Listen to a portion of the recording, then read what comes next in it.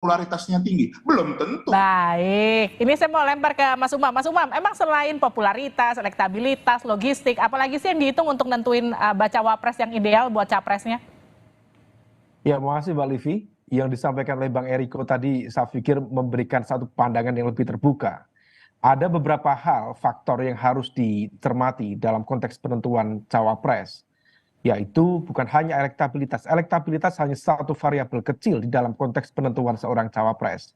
Tetapi ada juga faktor lain, mulai dari faktor jaringan partai politik, jaringan non partai politik, dalam konteks ini bisa ormas, bisa alumni militer dan sebagainya.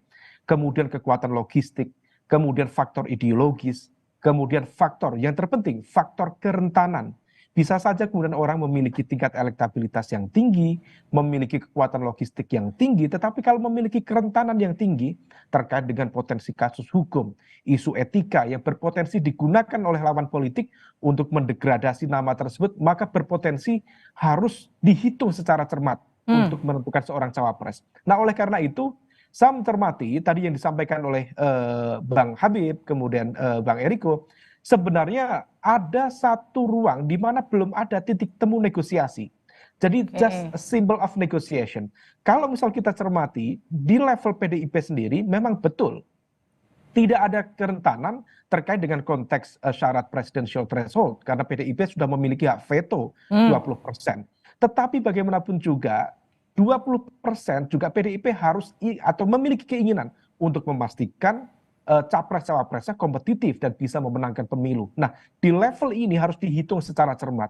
Per hari ini setidaknya ada keyakinan bahwa PDIP harus menyandingkan capresnya dengan satu alternatif pertama, yaitu representasi dari kekuatan Islam moderat.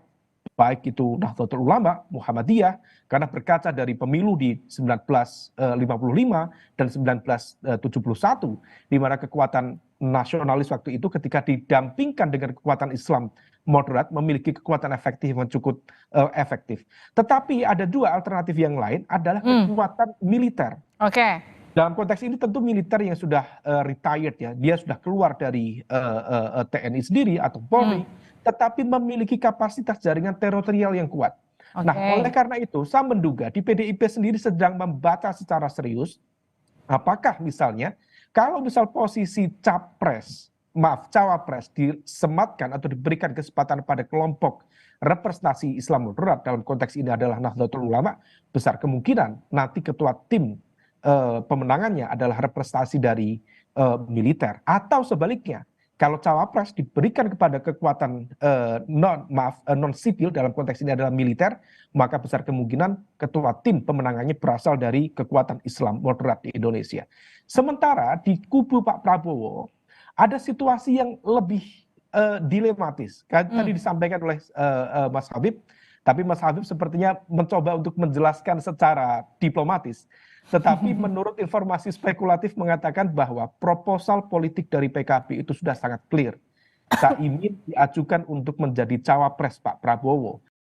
Dan Pak Prabowo sendiri sadar bahwa untuk memenangkan pemilu 2024 beliau harus bekerja sama dengan PKB. Karena ceruk pemenangannya adalah kekuatan basis pemilih di Jawa Timur salah satunya, dan juga Jawa Tengah. Dan jaringan santri sangat kuat di sana. Dan itu bisa dimasuki jaringan komunitas Nahdliyin itu melalui mesin politik PKB. Problemnya, sepertinya Pak Prabowo percaya dengan kekuatan mesin politik PKB, tetapi kurang percaya terhadap elektabilitas Caimin.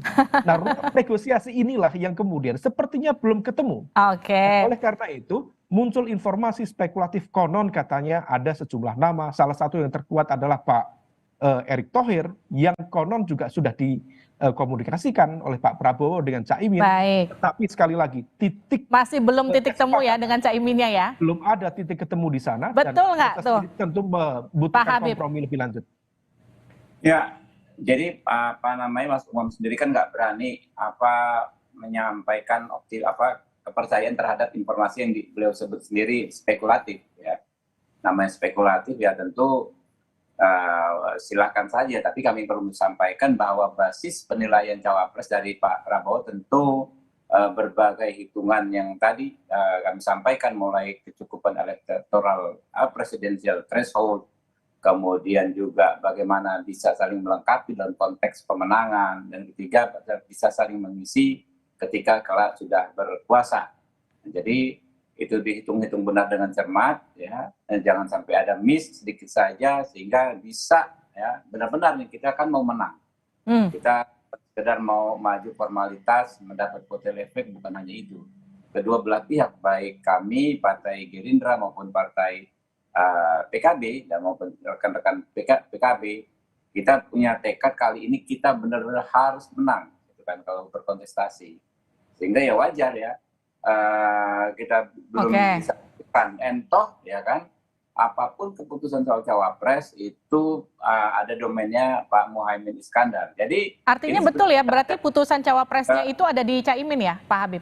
Ya, jadi Caimin dikatakan mempunyai kunci Inggris. Ya, kalau kata Pak Sekjen Partai Gerindra, bisa menentukan. Gitu kan. Nah, kapan akan diputuskan dan kapan akan diumumkan kan menjadi domainnya beliau berdua. Ya. Tentu kan ini kan nggak perlu buru-buru. Ya, sambil terus kita mensikapi dinamika yang terjadi, menyerap informasi yang disampaikan, analisa yang diinformasikan kepada kami, nggak ada masalah. Sambil terus mesin politik Gerindra dan PKB ini kan terus gerak. Baik. Kita konsolidasi bersama di hampir semua kota dalam beberapa minggu belakangan ini. Dan komunikasi berbagai level terus kami lakukan. Oke, Pak Habib, kalau sampai sekarang belum nemu cawapres, jangan-jangan masih nunggu arahan dari pihak lain, misalnya Pak Jokowi atau Bu Mega. Tapi sebelum dijawab nih Pak Habib, saya mau putarkan dulu pernyataan ini dia. Tenang ya, tenang, kita jalankan dengan baik. Kita diskusikan, kita buka hubungan dengan baik. Saya kira bagus kalau Caimin ketemu Ibu Mega, baik gitu ya. Ya, saya juga tidak tahu kapan saya diterima oleh Ibu Mega. Iya kan? Tidak ada masalah kita. Yang penting hubungan baik sama semua orang. Oke? Gimana Pak Habib? Ya tentu kan beliau berdua juga mendengar pendapat, nasihat, masukan dari tokoh-tokoh bangsa, ya, termasuk Pak Jokowi, termasuk Ibu Mega. Ya. Pada akhirnya beliau berdua akan memutuskan dengan